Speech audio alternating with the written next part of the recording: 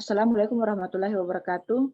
Kami dari kelompok 4 akan memaparkan materi mengenai implementasi wawasan Nusantara sebagai satu kesatuan ekonomi. Adapun anggota dari kelompok 4 yaitu pertama Wahyuni Siska Septianingsih, kedua Febri Purnama Natasha, ketiga Andi Fatwa Skula, keempat Agung Maulana, kelima saya Sulfi Novianti Kristi sebagai moderator, keenam Ilham Latif Lailatul Anam, ketujuh Agus Chandra. Selanjutnya itu pemaparan materi.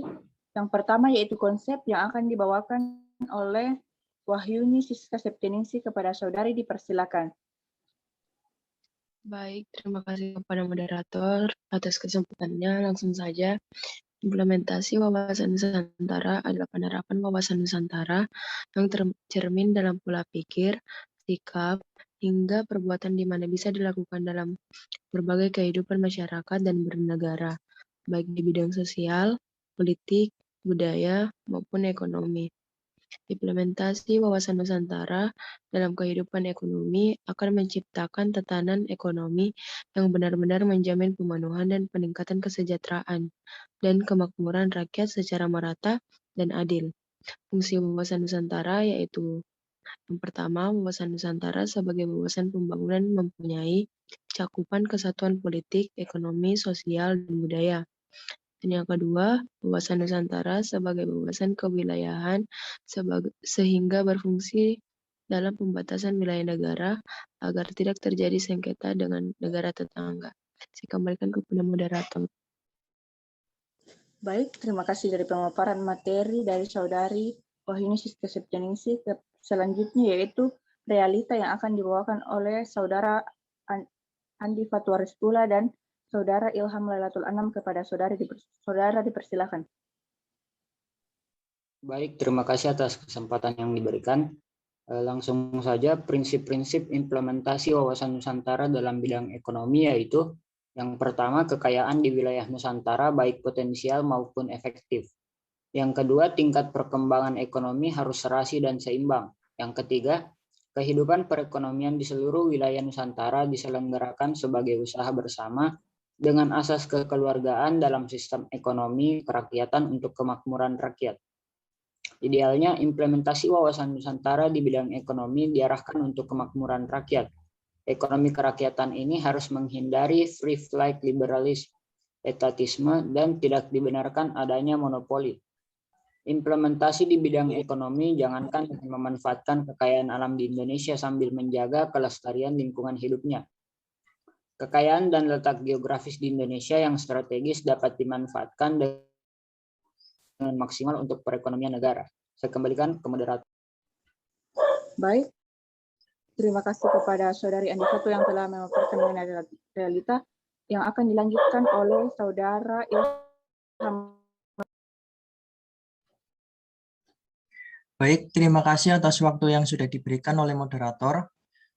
Contoh implementasi wawasan Nusantara di bidang ekonomi yaitu keuangan pusat dan daerah dengan keduanya Undang-Undang Nomor 25 Tahun 1999 tentang perimbangan keuangan antara pusat dan daerah. Pembagian keuangan semula hampir 80% anggaran daerah harus menunggu didatangkan dari pusat. Padahal 90% hasil-hasil daerah diserahkan pada pemerintah pusat. Kini pada undang-undang tersebut diubah menjadi yang pertama, hasil pajak bumi dan bangunan 10% untuk pemerintah pusat dan 90% untuk daerah.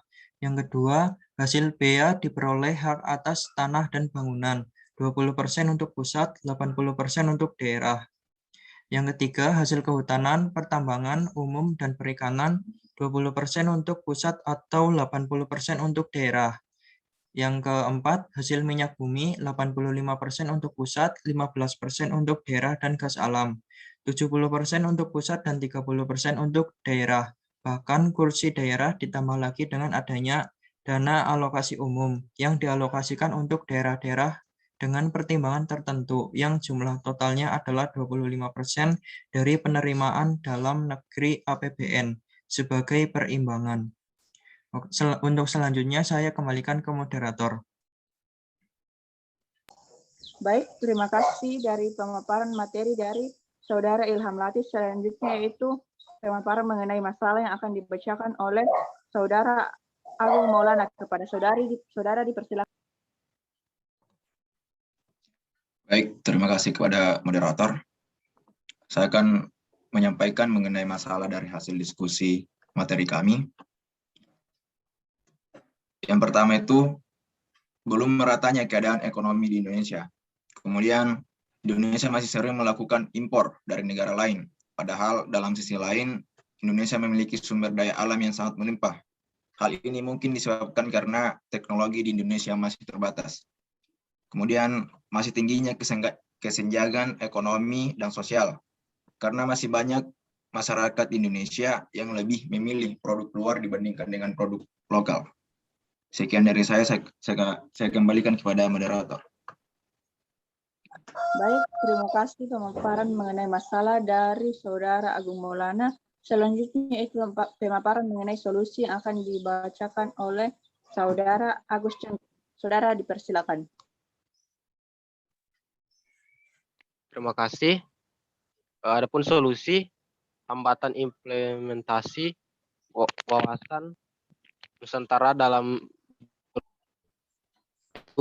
pemerintahan wajib untuk melaksanakan pemerataan di bidang pendidikan, baik itu di perkotaan ataupun di daerah 3T sesuai yang tercantum dalam undang-undang.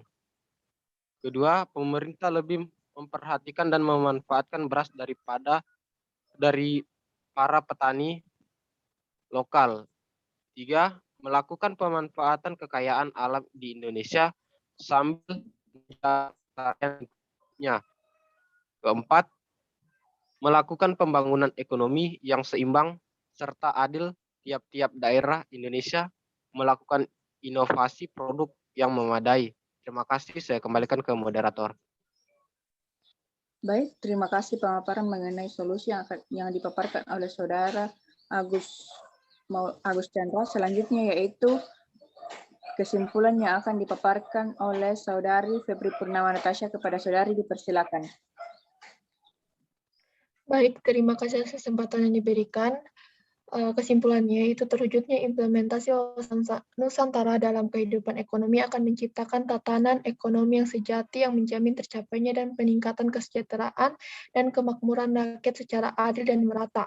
Selain itu, penerapan perspektif Nusantara mencerminkan tanggung jawab pengelolaan sumber daya alam yang memperhatikan kebutuhan masyarakat di wilayah secara timbal balik serta konservasi sumber daya alam. Di bidang ekonomi, implementasi wawasan Nusantara akan mewujudkan tatanan ekonomi yang sejati yang akan menjamin tercapai dan meningkatkan kesejahteraan penduduk secara adil dan merata. Sebagai alternatif, juga dapat mencerminkan tanggung jawab pengelolaan sumber daya alam yang mempertimbangkan kebutuhan masyarakat di seluruh wilayah secara timbal balik serta konservatif sumber daya alam.